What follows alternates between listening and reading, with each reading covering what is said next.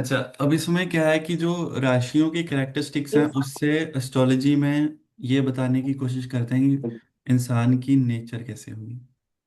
ठीक है। अब ये नेचर बताने का तरीका ये है एक। दूसरा होता है पामिस्ट्री से। मतलब पॉइंट ये है कि नेचर ऑफ पर्सन जो होती है ना, नेचर ऑफ ए पर्सन, इंसान का स्वभाव। अब वो तीन चीजों से आ सकती है। एक तो है हमारे पास पामिस्ट्री।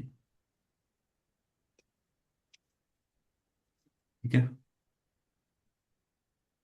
एज अ साइंस की बात की जाए, एक आ गई आपके पास न्यूमरोलॉजी। ठीक है, न्यूमरोलॉजी आ गई। तीसरी कौन सी आ गई? एस्ट्रोलॉजी, जो हम पढ़ ही रहे हैं। एस्ट्रोलॉजी आ गई।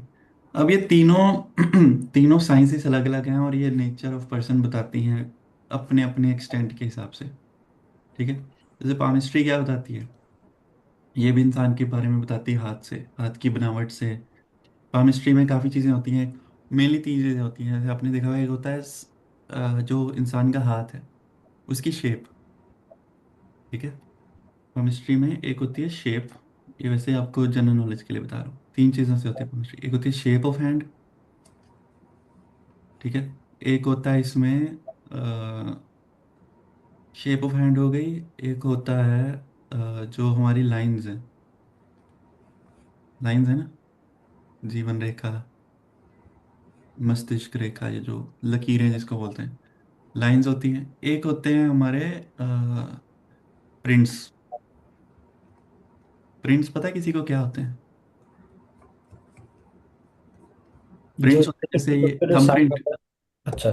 ये जो थंब का प्रिंट है, इस, अगर आप ध्यान से देखोगे तो ये कुछ ना कुछ लाइंस प्रिंट्स बने, मतलब आप उंगली को लगाते हो तो प्रिंट बनता है ना, जो कि ये हम कहते हैं कि हर एक इंसान के, यानी कि धरती पे जितने भी इंसान है सबका एक यूनिक प्रिंट है उंगली का, हर उंगली का, है ना। इसलिए थंब प्रिंट लगाया जाता है।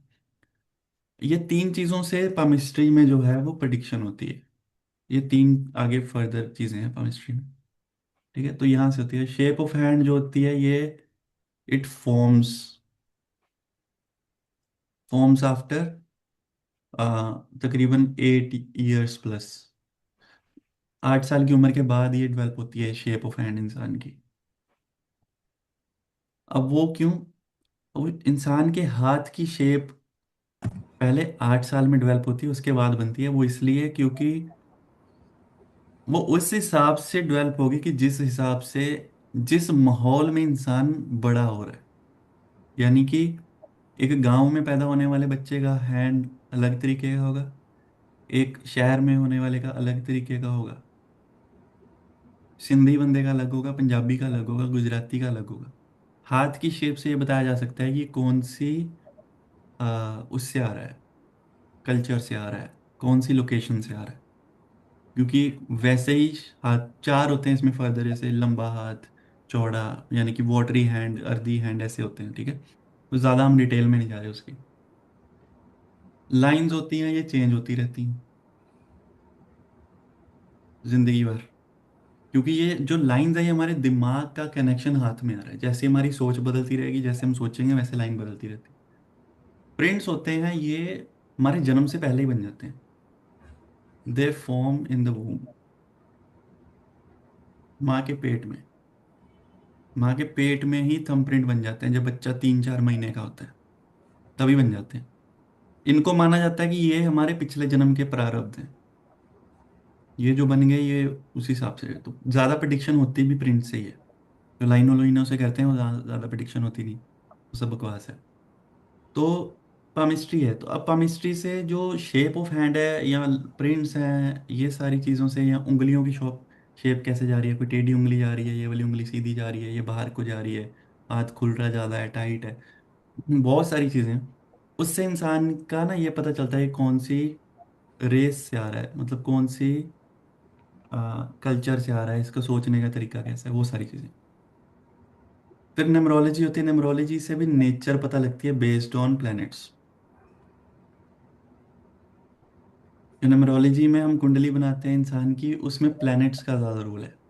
प्लैनेट्स का रोल मतलब है कि जैसे 1 से लेकर 9 तक नंबर है, वो सारे प्लैनेट्स को रिप्रेजेंट करते हैं। 1 इज सन, 2 इज मून, जैसे आपने सुना ही होगा। तो वहां से उनके कॉम्बिनेशन से हम इंसान की नेचर की एक प्रिडिक्शन करते हैं कि ये ऐसा सोचता है, इसकी ऐसी है, प्लैनेट के एलिमेंट से। ठीक है। तो ये प्लैनेट से है बेसिकली न्यूमरोलॉजी में। ये बड़ी इंपॉर्टेंट बात है कि प्लैनेट का जो रोल है, जैसे मैंने आपको प्लैनेट्स पढ़ाए थे ना कि एक नंबर, सॉरी, सूर्य है, सूर्य की क्या क्या क्वालिटी है, सूर्य सन, सन जो है वो अ, क्या है, किंग है, वैसा है, नेम फेम है, रेपुटेशन है। मून क्या है, इमोशंस है, याद है ना वो प्लैनेट्स पढ़ाए थे। उनका रोल ज़्यादा न्यूमरोलॉजी में जाके निकलता है, क्वालिटी इंसान की वहाँ पे। जब आप पढ़ेंगे तब आपको समझ आएगा, एस्ट्रोलॉजी में उस चीज़ का ज़्यादा रोल आ नहीं पाता। हालांकि आप ज़्यादातर देखोगे तो एस्ट्रोलॉजी में जो लोग नेचर की प्रिडिक्शन करते हैं वो प्लैनेट को देखते रहते हैं। इसका केतु वहाँ बैठा है, ये डिटैच हो जाएगा, इसका सूर्य यहाँ है तो इसको ईगो हो जाएगी। वो वहाँ से प्रिडिक्शन होती नहीं, वो जाके न्यूमरोलॉजी में होती है एक्यूरेटली। एस्ट्रोलॉजी में जो नेचर ऑफ पर्सन है ना, ऑन अ रियल बेसिस, वो ज़्यादा स्ट्रांग नहीं है, वेरी एवरेज। ठीक है। ये ज़्यादा नहीं है हमारे हिसाब से। हमारे हिसाब से का मतलब मैं बता दूंगा ज़्यादा यहाँ पे नेचर ऑफ पर्सन। इसमें भी केमिस्ट्री को हम कम यूज़ करते हैं, मतलब मैं कम यूज़ करता हूँ। न्यूमरोलॉजी से बहुत एक्यूरेटली हम बता देते हैं इंसान के बारे में, बहुत अच्छे तरीके से। एस्ट्रोलॉजी में नेचर ऑफ पर्सन हम नहीं ज़्यादा बताते, बट जो इसके स्कोप में है वो तो हमने पढ़ना ही है, जितना भी बताती है। ठीक है।